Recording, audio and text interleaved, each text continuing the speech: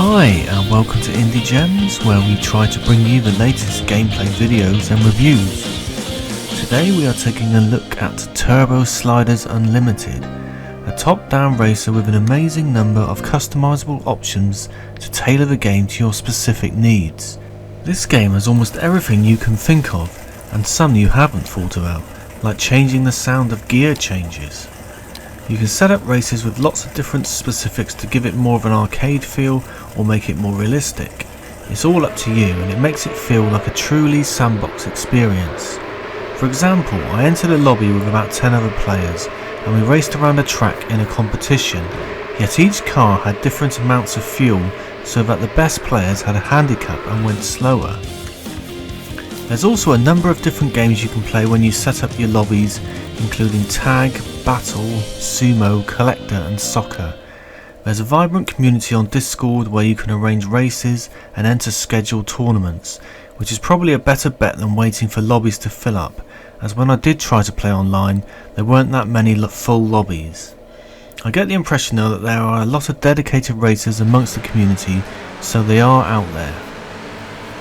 I mainly came into this game looking to try out the single player options, and at the moment they are reasonably extensive, with 20 rounds in race challenges and 10 rounds in time trials, which should provide at least 6 hours of content. In Race Challenge you are pitted against 19 other AI racers, with your goal being to win the race, but stars are awarded for the top 12 finishers, and stars unlock new events. Each race has a predetermined set of options, so it might be that you have to race in a certain car or have missiles to fire. Sometimes you get the choice of which car you want between the 4 options. Each car has its own unique quality like drifting, speed or tight cornering. The choice of car can have a severe effect on racing, so picking the right type of car is crucial. In time trials you race against the clock to try and beat the times that you will earn you 1 to 3 stars, and then you can race against your ghost as a reference. In both modes your times are recorded on global, local and friends leaderboards, which can be easily accessed to compare times. The racing is absolutely manic, especially on the first lap when you have so many cars going into the first bunch of corners.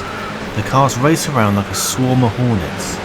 If the track is unforgiving, like it has a cliff, a ditch or some sort of water trap, then it really is not uncommon for you to fly off the track in spectacular fashion because you have been shunted by another car.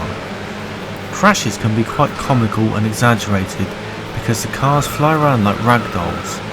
There is a reset button which puts you back on track, but you have to be very quick to use it or else you might as well restart.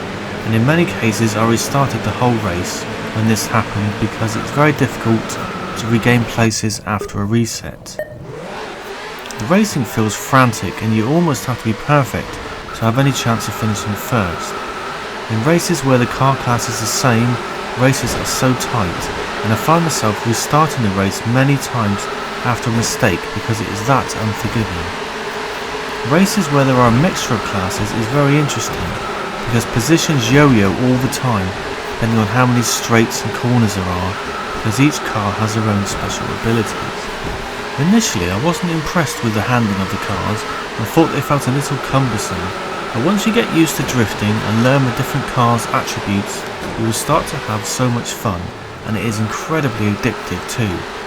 The difficulty level in challenge mode is perfectly weighted as to have you try and try again, because each race gets you closer to your goal. It feels very rewarding when you finally achieve it. The time trial mode is a lot more difficult and again almost requires perfection and felt quite challenging. I could only manage 2 stars on each stage, which was not enough to unlock the final stage, and I was nowhere near getting a 3-star time.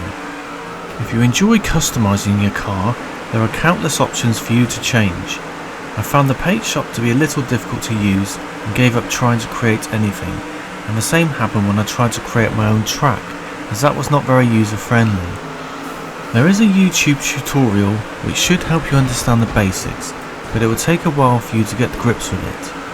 I'll leave a link in the description in case you want to take a look. There is workshop integration where you can download extra tracks, car configurations and much more.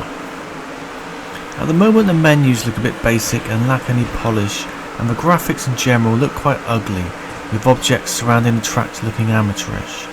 It all feels a little overwhelming with a number of options and tweaks you can make. The single player modes are certainly arcade racing in feel, but you can create any kind of feel in the online sandbox to cater your needs. In conclusion, Turbo Sliders Unlimited is immense fun once you get used to the controls and persevere with the challenging racing. It soon becomes a very addictive racing game with so many variables on track due to the number of cars you are racing against tightly bunched together.